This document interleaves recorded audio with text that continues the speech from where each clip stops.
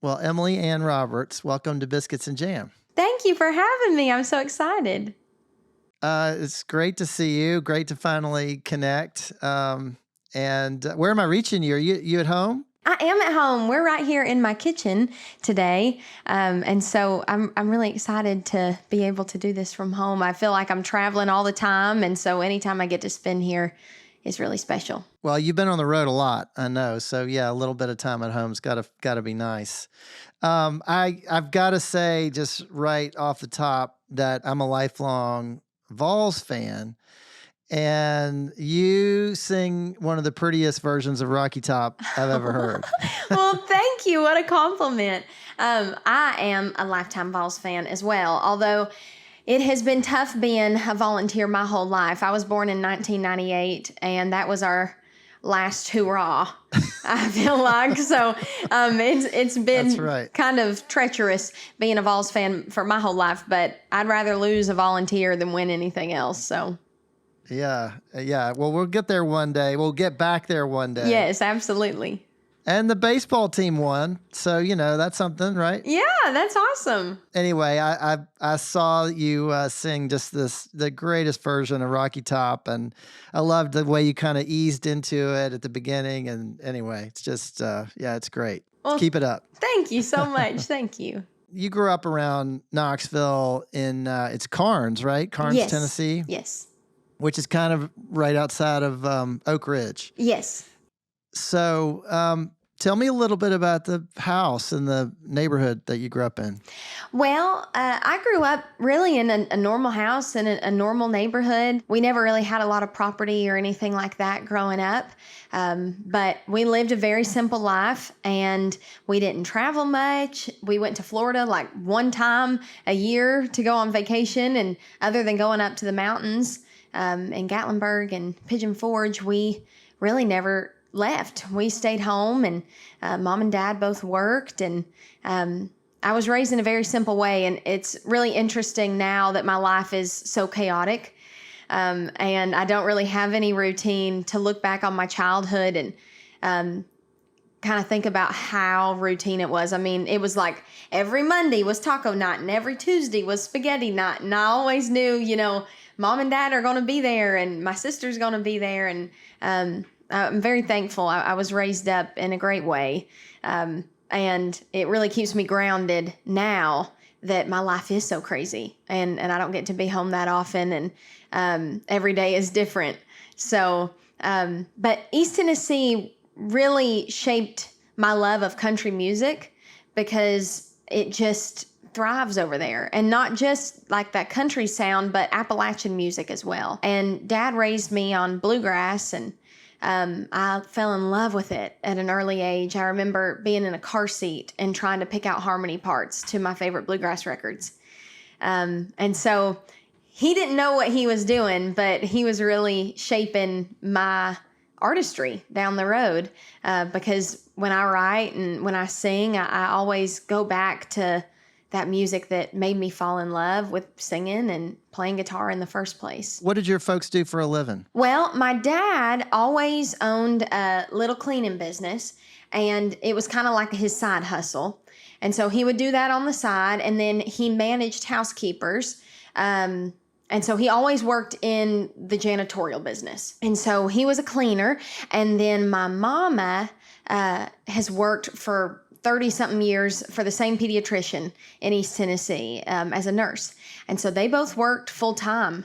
And it just, their work ethic especially has meant so much to me through the years, because they always taught me to work hard and do a good job and put my best foot forward.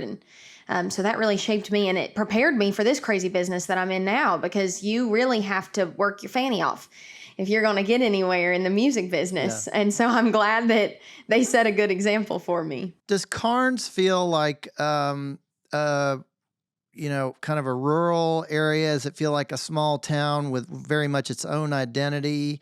Or how, I know it's not that far from Knoxville. Does it kind of feel, connected to Knoxville? Yeah, I would say it feels connected to Knoxville, but it is definitely small. So, we're about 25 to 30 minutes from downtown Knoxville. But Carnes, for the longest time, only had one stoplight. And we had a McDonald's, which was a big deal, and we had a Sonic. And they have grown a lot since I was back home. But growing up, that's all we had. So the main stretch right there in Carnes was just Oak Ridge Highway, just when you're coming from Oak Ridge. And we had a couple things right off the main drag, but it definitely feels smaller. And, when I came to Nashville, everything is so busy and hectic and wild here compared to where I'm from. And so I thought, how am I ever going to fit in here? But thankfully, I found little pockets outside of town that felt a lot like home where I grew up. So we live a little bit outside of Nashville now, and I don't feel that homesick anymore. I miss the people, and I miss the community over there, but I was glad to find some little pockets right around Nashville that felt like home. Well, you're not that far. You can run home, be home in a couple hours, right? 2.5. Yeah, 2.5 hours.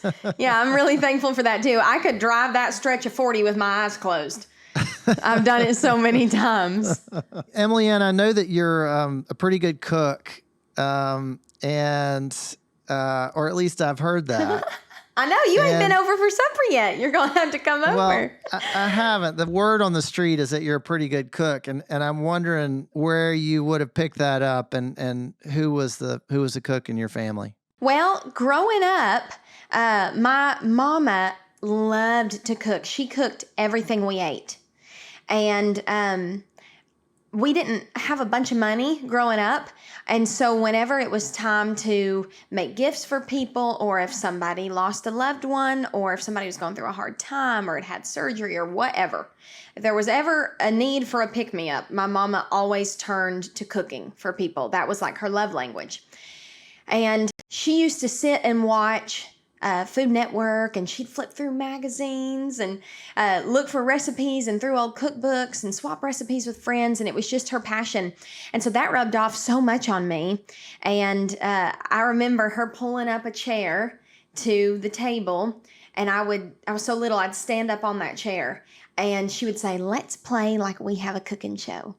And I would help her cook supper, and she would like talk to a fake camera and say, "Today we're going to make chicken casserole," and she always tried to make it fun, but she included me in on it. And I'm sure it's because she, wanted the help, but also she wanted me to feel like I was a part of it too. And so, those are some really, really special memories, but that just rubbed off on me. And then whenever I got older, when it was, into school year or Christmas time or whatever, I would always want to make my teachers cookies or Chex Mix or little things like that to bring in as a thank you.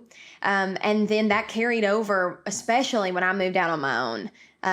I loved cooking for myself, and I especially love cooking for me and my husband. That is one of my greatest joys. And when we're out on the road for an extended amount of time, I just can't wait to get home to cook in my own kitchen. It just recharges me. And so I still have a lot to learn. I'm not like a fancy cook, but if you want something yummy, I can make you something yummy. I'd like to get fancier, but I was raised on very simple country cooking. I had never even... Tell me a dish. Like what's a dish that your mom would make that you kind of look forward to, and maybe even you still look forward to? Oh, I love my mama's pot roast. She would make, and it was like our Sunday supper or anything fancy, like we would have it on Easter always. But mama makes the best roast, I think, in the whole world. The best green beans, mashed potatoes, rolls.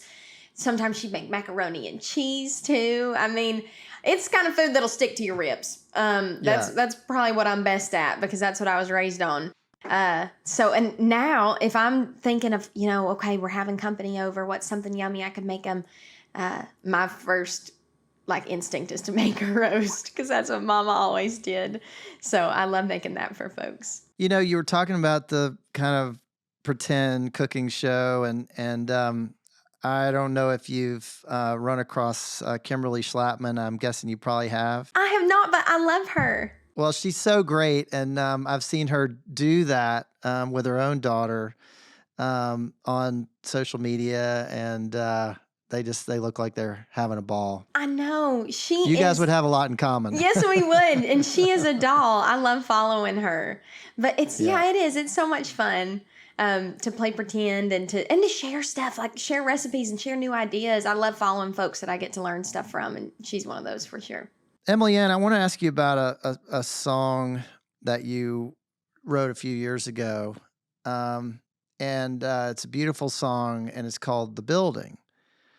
And it's about the church that you grew up going to, and how your great grandfather started it. And it's also about your own journey and your own faith. But tell me about that space. Like, tell me about the building itself and kind of what that would look and feel like on a typical Sunday. Well, when I think about home, truly, I think about that church that I was raised up in. Some of the best memories of my life are there.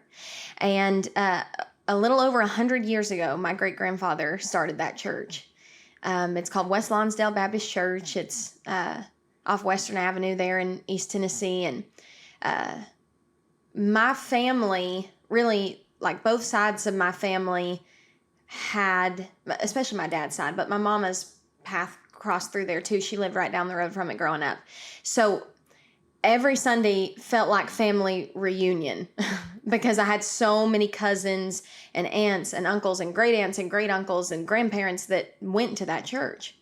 And then everybody else that was there too felt like family. I mean, it is just truly like what you think of like a small town church family of people who are committed to living life together and praying for each other and being there for each other through thick and thin.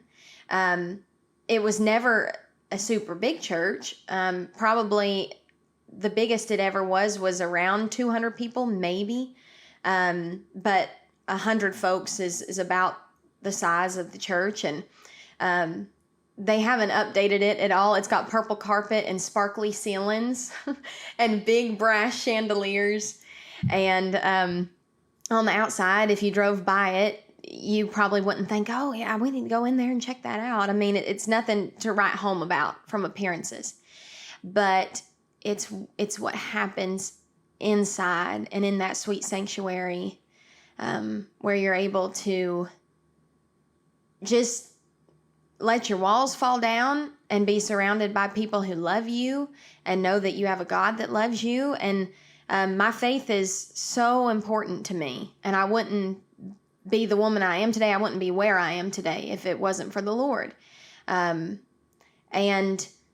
my mom and daddy are both believers, and they both come from, Christian homes and families. And I'm thankful to have a heritage like that, because I know that's not everybody's story. And when I was young, that was such a normal thing that we did. I thought everybody's life looked like that. I thought everybody had a church like that because all my cousins and friends, I mean, they were all there. And so I guess I was very sheltered in that way. And when I came to Nashville and I met grown folks that had never experienced anything like that, it broke my heart for them because it was such a special thing for me in my life. It is the place where I met the Lord, and my relationship with Him grew so much. And it's the place where I fell in love with God's Word, and that has brought me through the good times, the bad times, all of it in my life. And it has inspired a lot of songs too. And that song came about in a very interesting way because I never set out to write that song. I was writing with a man named Michael Farron, who is an incredible songwriter, and it was our first time writing together. And he told me after we wrote our first song that he had stalked my Instagram before I came to the co-write. And I was thinking, oh no, what did you see? I share probably way too much on social media. And he said, I stalked your Instagram and you wrote something about your home church that I think is a song. So he went back to the post and he read it to me. And I had written this post that, said this was the place where my mom and dad met at Vacation Bible School as children. And this is the place where I was baptized. And this is the place my great-grandfather pastored, and the place where my Nana was the church secretary. And, the list went on and on. But at the end of it, I said, all of those things are special, but what really makes this place home to me is this is the place where I met Jesus, and he changed my life forever. And Michael was like, I think that's a song. And so he started playing just a melody on the piano, and he said, press record on your phone. I'm not going to remember any of this. And so he starts singing, I know this stained glass never saved a soul, and these pews ain't on the roll that's called up yonder. And he kind of fumbles through the next line. Da da da da da da da da da da da da da da da da da. And he's kind of just singing it, and at the end he says, I know it's just a building, plain and simple white, but it's the building where Jesus changed my life. And I was crying my eyes out in a matter of literally like 15 to 20 seconds of him singing that. I was boo-hooing, and I was like, can we please write that song? And so it was the end of the day, and I had to get home, and he had to get on with the rest of his day. And so we got together just, I guess, a month later and finished the song, just the two of us. And it's probably my favorite song to sing. Wow. And it's so pretty hearing a little bit of it just now. Oh, thank you. Well, aren't you glad you pressed record? I know.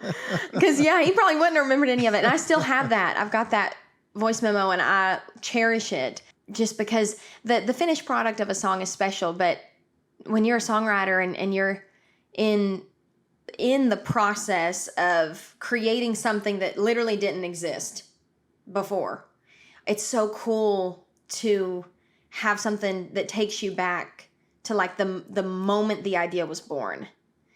And it's just such a fun chase. I love the process of songwriting because sometimes you go into the room and you know exactly what you want to say and what you want to write. And sometimes I walk into the room and I swear God tells you what you're going to say and what you're going to write. It's like the idea finds you instead of you finding that idea. And then you have the honor to chase it down and bring it to life. And then at the end, it's like, oh my goodness, we have this thing that literally didn't exist before we walked in here today. And now we get to share it. And it's really, really special. Was there a connection between that church and music for you in terms of your musical journey? I mean, in terms of, of hymns that you might have heard, or even, did you perform there? Did you sing in the church yourself? Now, I never sang in the choir, but my grandmother did. And so I always got to see her up there. But the first place I ever sang in public was at my church. And I didn't sing an older hymn. I actually sung a song that I had heard on Christian Contemporary Radio. And I think it's called Blessings. It's not The Blessing. I think it's just called Blessings by Laura Story. And I don't know if you've heard that song, but oh my goodness. Just as a little girl, I was probably 5th grade or 6th grade when I got up and sang my first solo in church. And the chorus, the verses say like, we pray for blessings, we pray for peace, comfort for family, protection while we sleep. And it's like all these things we pray for. But then the chorus says, but what if your blessings come through raindrops? What if your healing comes through tears? What if 1,000 sleepless nights are what it takes to know you're near? And what if trials of this life are your mercies in disguise? And that song just got me. My grandmother was going through Alzheimer's. She battled that horrible disease. And I will say, as hard as it was to watch her walk through that, God showed me so much of his love and his faithfulness throughout that, and his nearness during hard times that I would have never known if I hadn't gone through something like that with a loved one and a family member. So that song spoke to me, and I sang it. And then I started singing some more at church. And I definitely got a little bit of confidence thanks to singing in church, because otherwise I just sang at home to mom and dad. And, I have a great mom and daddy that are so encouraging. I feel like if I had sang Row, Row, Row Your Boat, they would be like, you're amazing, So they were always just so proud of me. So singing in public made me realize, like, okay, maybe I can carry a tune, So yeah, I definitely got my start there singing in church. Well, and it helps when about half the congregation is your family, right? I know. It's an easy crowd. Yeah. So, all right, I want to switch gears a little bit because I've heard somewhere that one of your favorite songs is Folsom Prison Blues, Yes. which is a very different kind of song than a church I hymn. I know. mean, you know, it's pretty much the opposite. But, you know, how do you kind of square those things and talk to me about that side of your musical interest? And you know, was that something that your dad introduced you to, or did you kind of find it on your own? Absolutely. Dad's music was edgier than Mama's music. Mama, still to this day, like, my mom doesn't like half the songs on country radio. She likes to keep things very pure and wholesome. Um, there's a record that we used to listen to growing up. It's Patty Loveless's Mountain Soul record. And we would listen to the whole record, but there was one song that was a cold start just on the vocals, and it's an old song, and Patty and Travis Tritt, I think, were the ones who covered it on this record. And it says, I know you're married, but I love you still. And Mama always would be like, I don't like that song. And she would switch it. So anyways, Mama always kept it very wholesome. And Dad was not as wholesome with his music. He played me everything from old Johnny Cash stuff to straight up bluegrass to the Eagles to David Allan Coe. Me and Dad would drive around in his truck and I would sing every word to these crazy David Allan Coe songs. I mean, if you know any of his songs, then you know that they're kind of wild. Yeah, not always appropriate for like a 10-year-old. No, Yeah. no. So yeah, Dad definitely gave me like the rougher side of music. But here's the thing.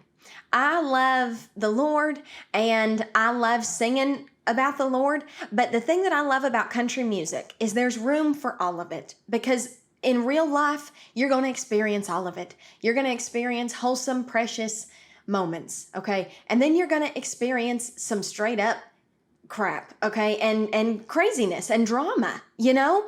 And so the thing that's neat about country music is like you've got songs like Vince Gill is going to sing Go Rest High on that mountain, you know? But he's also going to sing songs like When I Call Your Name. You know, you're not there, you've left me. And so there's room for all of it. And so I fell in love with Folsom Prison Blues because it's a little bit of a story song, and I love story songs, and I loved covering songs growing up that were like the opposite of me, if that makes sense. Even to this day, like last night I was at the Grand Ole Opry and we were doing country classics, and I sang 16 Tons by Tennessee Ernie Ford. I am a 26-year-old dainty feminine woman. And so you don't necessarily expect 16 Tons or Folsom Prison Blues to come out of my mouth. But I think that makes it more entertaining. At least Totally. it is for me. So Yeah. So yeah, I love leaning into that side of things. And at my live shows, we do some of those old songs, and I sing songs like Fancy, you know, and Reba is a great example of that. Nobody ever thought that Fancy was Reba's autobiography. You know what I'm saying? But she sold it, and she told that story so well and took you on a journey. And I just think it's fun. I think it's fun to step into other stories and tell those stories. I don't know. I think it's neat. Well, I love it, and I just I love hearing that kind of that rock and roll side, you know, of your music as well. I want to ask you about talking about story songs. There's a song that you sang for your audition at The Voice. So this was kind of the first big audition where I don't know what you call it, but they've got the chairs, you know, facing the other way, and it was the Leanne Womack song, I Hope You Dance. Tell me about your connection to that song. Is that one that you picked yourself, or was it kind of chosen for you? I will be totally honest. They give you like a list of like 900 songs that you can pick from for your blind audition. And then you get to pick like 10, and then they will pick which one they think is best. So I didn't it's not like my heart was set on that song necessarily for my audition, but this is a really cool story. So when I was 15 when I went on The Voice, and because I turned That's 16. that's crazy. It is crazy. I was 15 when I went on The Voice because I turned 16 on the show. And it was maybe 2 years before that. So I must have been 13 years old. My youth group at my church took a mission trip down to Orlando to help a church plant down there. And the very last day of the trip, my youth pastor is a huge Disney fanatic. So he took us to Disney. And I had never been to Disney before. And they had this thing at Disney called the American Idol Experience. And everybody knew that I sang. And so they were like, Emily, you've got to do the American Idol Experience. So I go in there and, they let you pick some songs. And it's like a show that happens that day at the park. They don't do it anymore. But they'll pick 4 contestants. And if you make it on the show and you win, you get a golden ticket that helps you skip the first round of auditions for American Idol. So I went and did an interview with the casting people for the show and, sang a song and they said, we think you should sing I Hope You Dance. Well, I had known that song. So I thought, oh, okay, I'll do I Hope You Dance.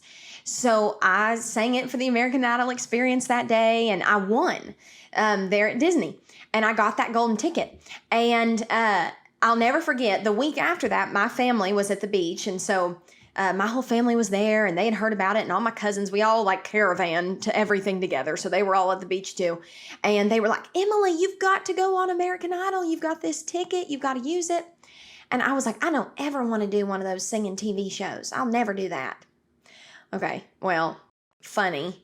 God had other plans. So literally 2 years later, that becomes my audition song for The Voice, which is really, really crazy to think about.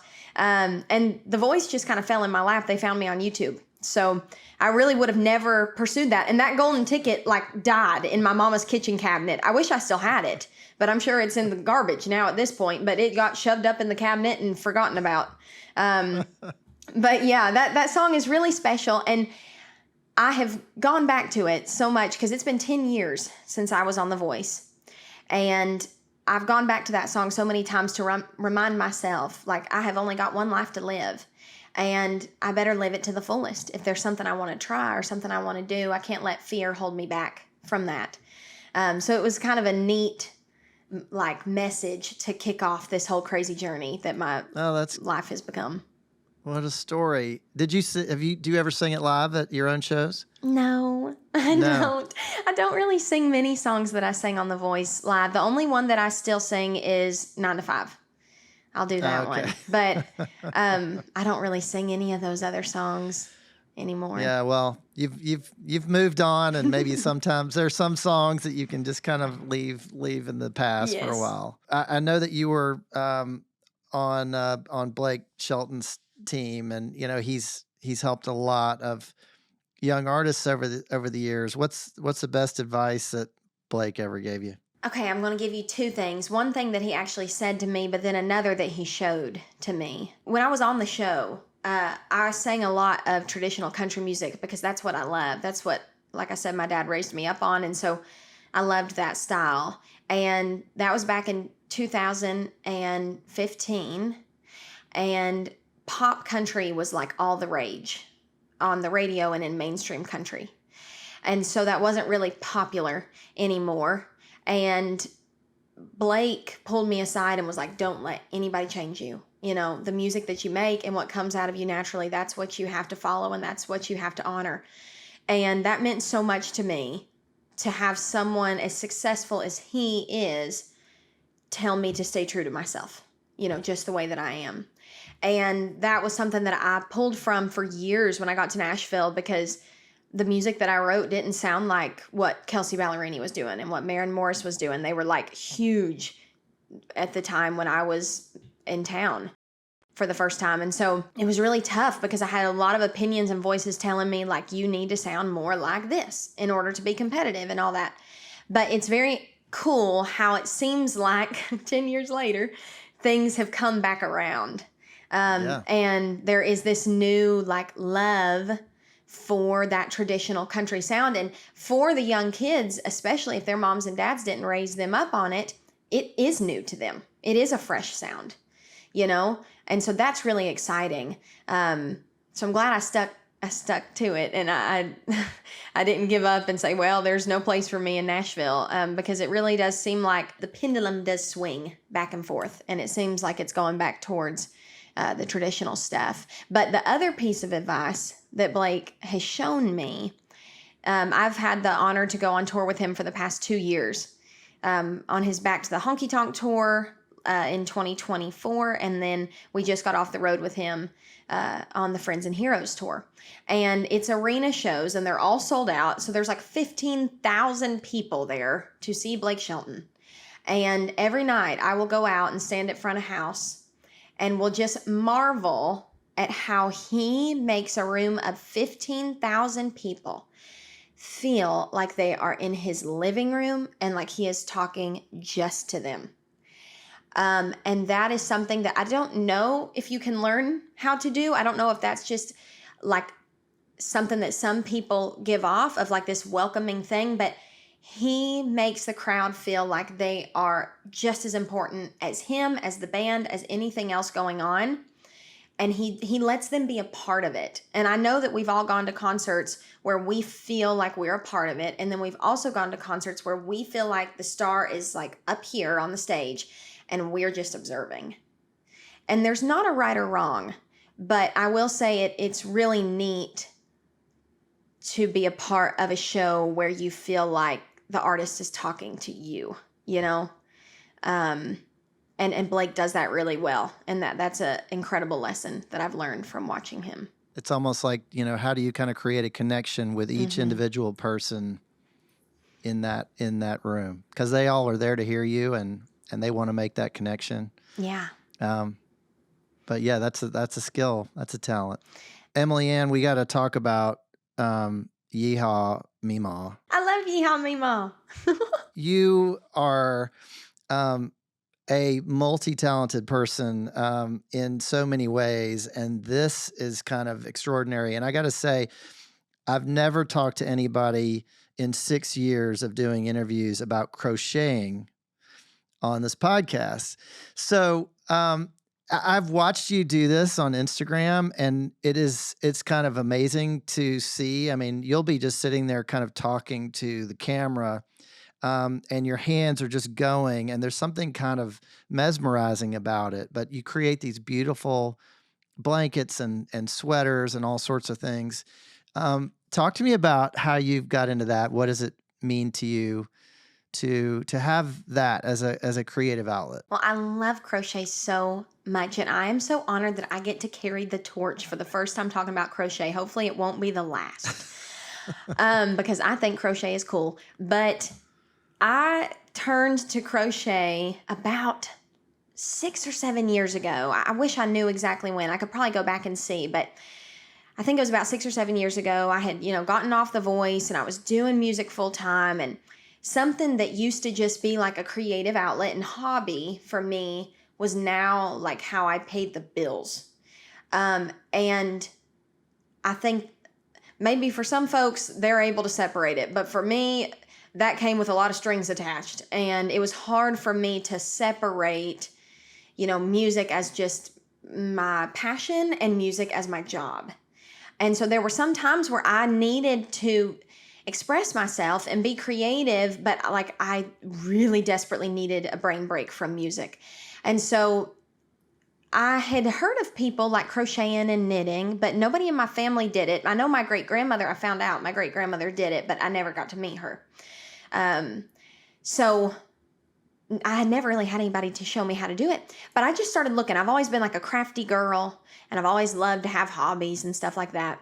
So I really thought one Christmas I wanted to make blankets for everybody for Christmas because I was broke and I love a handmade gift. So I thought I'll make blankets for everyone for Christmas, which was really ambitious. It was like November. So that did not happen, but it did cause me to look into it and go and get some yarn and a hook. And I just started going after it. And I got on YouTube and watched videos and just learned from that. And then it just evolved into, what else can I make with this. So I started making these things called granny squares, which are so much fun because you use scraps of yarn that really have no other purpose anymore because you only have just a little bit, but you can make these granny squares. And they're so inspiring to me because they're so colorful and eclectic, and none of them look the same. If you want them to be uniform, they can be, but I don't like that. I love it when it just is a mess of colors and styles and patterns that just like speaks to me so much. So I started making those granny squares, and then I started thinking maybe I can make clothes. So I sewed them all together and I created my first crocheted wearable, which is a granny square sweater. And I need to learn how to write a pattern so that I can share it with folks. But I do have a YouTube video on mine and my husband's home channel called Sasser House, where I walked people through step by step how I created that crocheted sweater. But then I started making dresses. I started making shawls, and like these capes that I would perform in. I wore one to CMA Fest last year, and then another one in my music video for my cover of Joy to the World. But I just love it so much. And then the term Yeehaw Memaw, we have to get back to her. Which is kind of like an alter ego a little bit. Yes, it's like, yes, it's who I am inside.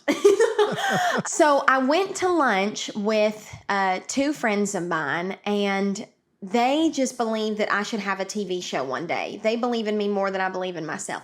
And they were trying to come up with like, what would your TV show be about? So anyways, we were talking about that, and one of them said, because you're young and you're into all this old timey stuff, you're one part yeehaw, one part meemaw. And I was like, oh my goodness, that is me. It's like my name was spoken for the first time. And I just was like, that is me. So I started just calling myself Yeehaw Memaw.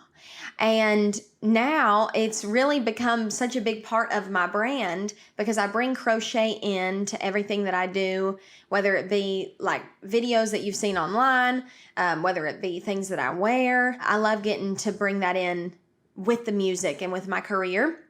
But then also when it comes to like the way I decorate my home, the way that I dress even, the things that I cook, it is very old school. And so it just seems like it fits. And now it's really, really neat because I have other young girls that will come to my shows and they'll say, I'm a Yeehaw Memaw too. And they will have crocheted their own clothes, or I had one girl sew her own dress to come to one of my concerts. And it's really neat to see like this community from Yeehaw Memaw. It's so cool. And I love that it is so connected to your music, and the fact that you love this kind of old time music. You love that sound. But I also love that it's something that is so contrary to all the phones and the screen time, and to find something like that, one, you're making something for other people, which is, a gift that there's nothing like it. You can't go buy that in a shop. And the fact that they know that you spent all that time on it, but then also just, I think on a personal level, just the time, to have that time by yourself, and to be focused on something like that. It's just a really cool thing here in 2025. Oh, yes. And I tell people all the time, like I try to get all my girlfriends to learn because it helps your brain and your mental health. Seriously. To unplug from your phone and the TV even, and like be still and be calm. It calms you down, and just works muscles that you don't always get to work with being creative. You count while you do it. So it's really good for your brain. And I saw this thing circulating. I got tagged in it like a million times on social media that was saying people who knit and crochet are like the least likely to basically go insane, like, and be in a mental institution kind of thing. And I was like, wow, well, that's good. I might be at the retirement home, but I won't be at the loony bin. And I think that I would rather it be that way. So it's good for you. And it keeps me off my phone scrolling all the time. So I really, really love it. And I'd love to do more with it. We'll see. Hopefully down the road, I can come up with more ways to be more involved with it and bring it in even more to what I do. Keep it up. And, if this whole country music thing doesn't work out, then, you got something to fall back on. Yeah. Well, all right, we got to talk about music for a second, and I want to just ask you about a couple songs. There's one that you came out with pretty recently. It's called "Scratching Out a Livin'." It is so much fun. It's just it kind of makes me think of the Chicks a little bit. I don't know if you were a fan of them, but Yes, I was. just the fiddle and the kind of the pace of it, and it's just a really fun upbeat song. But it's also it's about kind of tough times and getting through. There are a lot of people that are struggling right now, and I think that it probably speaks to a lot of people who are trying to get by. The economy's a challenge. People are juggling a million things. They've got so much going on. When you think about scratching out a living, what does that mean to you personally? Oh gosh, Scratch Out a Living is the life that I have lived for the past 10 years of trying to balance being a wife and having a home and wanting that to be a priority in my life, but then also running a business and trying to get it off the ground and chasing a dream. And I'm not a mama, but I can only imagine. I mean, my mama was a wonderful wife and homemaker and also had 2 babies and worked a job. And so she had this picture that hung in our kitchen of a rooster, and underneath it said "Scratching Out a Living." And that's where I got that idea. I had always seen that in our kitchen, but never really thought about it. And then I was riding with Shane Miner one day, and I was exhausted. I was so tired. I really didn't want to go to the right because I didn't know Shane. We had never worked together before, and I thought, I'm not going to be worth anything today. I'm just so wore out. But I went to the right, and I told him, I said, there's all these songs about hardworking man and working man blues and all this stuff about men working their butts off, but there's really not many hardworking women songs except 9 to 5. And so I said, I want to write about what I'm living right now. And so Shane was all into it, and we were like, well, how can we say it in a cool way? And that picture of that rooster popped up in my head, and I said, do you like scratching out a living? And so he loved it, and we started writing, and those verses literally just fell out. And the melody fell out because I wanted it to feel, when you listen to the song, like there's not even hardly a place to breathe, especially when you're singing it. And it's so rapid fire, and it just takes you through the day. Like the second verse, literally, changing lanes, driving 80, gotta pick up the babies, get the supper on the stove, boil the beans, heat the rolls, bow your head, thank the Lord, fold the clothes, sweep the floor, tuck them and turn out the light. Yeah, maybe tomorrow night we'll find a little time for some hugging and some kissing, scratching out a living. And so it's like, I can picture all of that in my mind. And I told him, I'm like, I want it from beginning to end to like portray a day in a hardworking woman who's a wife and mama in her life, so it was really fun to write, and I just had a ball being able to write it and put my life in a song like that, and it's been really cool to see other people relate to it because there's so many hardworking folks out there, and a lot of times in music you're singing about a vacation or you're singing about a party and all this stuff, and that is fun, but for most of us, our daily lives don't look like that. So I love being able to lean into real life stuff. It feels like a modern day 9 to 5. Oh, thank you. And it's great, and it's exactly like you said. There's not really a chance to breathe in that song. I mean, the lyrics just keep coming, and you can't catch a breath, but in the best way. It's great. All right, I want to ask you about one more completely different idea. And it's called The Fence, which is about one of those relationships where, everything looks good on paper, but you're just not feeling it. Is that fair? Tell me about that one. Yeah, absolutely. That's fair. That song is a totally different vibe. And I really love that song though, because I feel like it's about something that there's not a lot like shown on those types of breakups as much. Like we hear the breakup songs of like, you're gone and I miss you and I want you back. And then we hear the breakup songs of like, I hate you and I'm going to burn your house down. You know what I'm saying? Those are very popular among like female country artists. I'll, beat up your car. I'll kill you. It's crazy. But as far as there being like a breakup song and it's like, gosh, you're going to make a great husband, but you're just not the one for me. I feel like those songs are not as popular, but it's such a real emotion. And that's why I was so passionate about writing it. So I was writing with Jessie Alexander for the first time, who is, she needs no introduction. She is absolutely phenomenal. And Paul Sykes, who is also just incredible. And we were throwing around different ideas. And Paul was like, I have this idea. Like, there's a good man on the porch, but I'm on the fence. And he just said it casually like that. And me and Jessie were like, what? That's incredible. That is the song. Like, what a cool hook. So we just started writing it, and Jessie sang that beautiful melody in the chorus, and I knew that it was special. I really felt like it was. And so I was able to go in with Brandon Hood, and he produced the song, and it's out everywhere now, but it really takes you right to that spot, and you can picture the girl looking around at what could be her life. But she's so back and forth about it.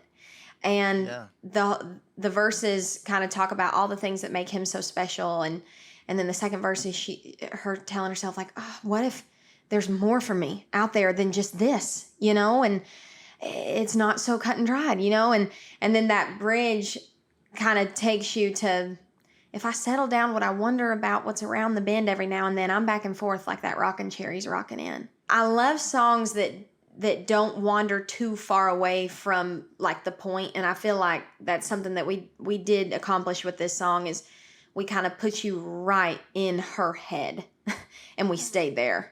We never really wandered off. And I love songs like that because it takes me there and it makes me feel what that singer is going through. So I hope people don't relate to it though, because some of those breakups are the worst. I think it's much easier to hate somebody than it is to know, gosh, you are one of a kind, but I just don't think you're right for me. That makes breakups really tough. It's definitely a sad one, but it's beautifully done, and you can really picture it. It's very visual to me. You can sort of see the scene, and you can see him on the porch, and you can see the bourbon, and you can see it, this kind of comfortable life that could be. But when the first time you hear that song, you don't really know what's coming. It just sounds like kind of a country love song, and then you get to the chorus and you realize, oh, that's not that's not where I thought this was going. I know. I write a lot of country love songs, and my management, when I first sent them that song and they were listening to the first verse, I could tell they were like, okay, Emily, another love song. And then when they heard the hook at the chorus, they were like, oh, this is cool, So it definitely caught them by surprise, but hopefully folks like it. I love singing it for sure. Emily Ann, you've been touring with Megan Maroney a little bit, and I've seen some of the clips of your performances with her. There's one that I saw and it was just electric. Talk to me about your connection to her and kind of what you've learned from her as a performer. Oh, she is incredible. And being able to open for her was a dream come true because I have looked up to her in a lot of ways. I knew Megan through social media before she ever blew up. She had a little bit of a social media presence before she started releasing music, kind of like in the influencer world. And so I had done some different collabs in the past and like sent her some of the stuff that I was working on. So we had talked over social media, but had never met in person. Well, then her career just absolutely exploded.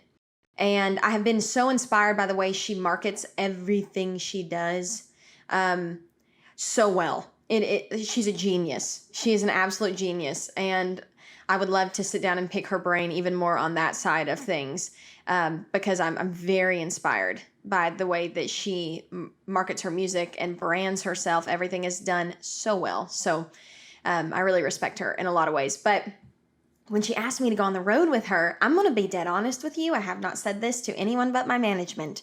And I'm really never thought I would admit it in public, but here we are. You're in my kitchen, so it's the walls are down. But, you know, I was scared to death to open for her. Not because I thought like, oh, I don't know if I'm good enough kind of thing. Like, I know what I bring to the table. But her fans are like, cool. And my fans are so cool. I love them, but they're like little girls and their mamas. And like the high school, college age is something that is not my bread and butter. And the high school, college age, cool girls who are like trendy and not Yeehaw Memaws, okay? Like they know what is on brand and in trend, like trending right now in 2025, whereas I'm like stuck in the past. So anyways, I got so nervous because I thought, what if they think I am a Meemaw? You know, what if they think I'm a fuddy-duddy and I'm like too traditional? So I was scared to death, but I thought, you know what? It is going to be a bunch of girls, and I am a 26-year-old girl, and we're going to have fun. And I turned it into my mind. I was like, I am kicking off a party. You know, that's what I get to do as an opening act, is I set the tone. And so I'm going to go out there and have as much fun as I can possibly have. And so we added in some different covers into my set. I did Party in the USA with an acoustic guitar and a fiddle, if you can imagine it. And then we did Sabrina Carpenter's song, Please, Please, Please, with an acoustic guitar and a fiddle. I saw that. Yeah. And the girls were so ready to sing at the top of their lungs and have fun. And it has been, honest to goodness, one of the coolest tours I have been able to be a part of because of her crowd. Her crowd is unlike any audience I have sung for in my entire career. They are, and I hate to say it this way too, but like Blake's crowd is so incredible, but they're older and they've been at work all day. And it's like, they're kind of like, it takes a little while to get fired up. You know what I'm saying? Megan's crowd, this is like the highlight of their life to be at that concert that night. And it's really neat to be a part of something like that and be in that atmosphere where you said it was electric, and it was literally electric. And then of course I got to meet Megan finally in person, other than just talking back and forth on social media.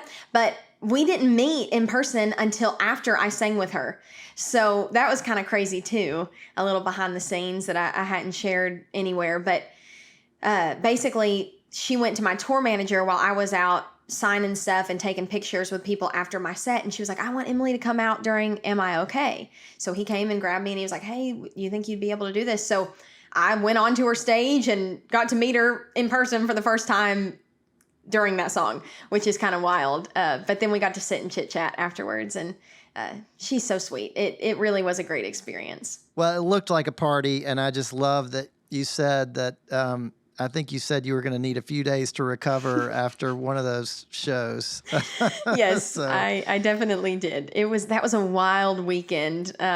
So it was really, really fun though. And it's really cool to see other women just absolutely crush it in this business, because it's a different game for girls in country music than it is for men, and not in a bad way. It just is different. And so it's really cool to get to watch her just absolutely kill it. Yeah. Well, she clearly is. Emily Ann, I just got one more question for you. What does it mean to you to be Southern? Oh my gosh, it means everything to me to be Southern. I feel like I am so blessed that I was raised in the part of the world where I was raised. And when I think about being Southern, I of course think about hospitality. I think about being welcoming. I think about being kind. And I think about treating people like family, whether they are your real family or whether they're strangers. That's something that I think is so special about the South. We seem to care about folks a lot more than other parts of the world. And sometimes that's a good thing, and sometimes that's just a nosy thing. And I kind of like that about being Southern too, because I like knowing people's business, and I'll tell them straight up that I'm nosy. So anyways, it means the world to me, and it's a part of everything I do, from the way I cook to the way I talk to the way I sing, the songs I write, and the way I live my life. So I don't know who I'd be if I wasn't Southern. And the way you crochet. And the way I crochet, that's for sure. Well, Emily Ann Roberts, thanks so much for being on Biscuits and Jam. Oh, thanks for having me. This was so fun.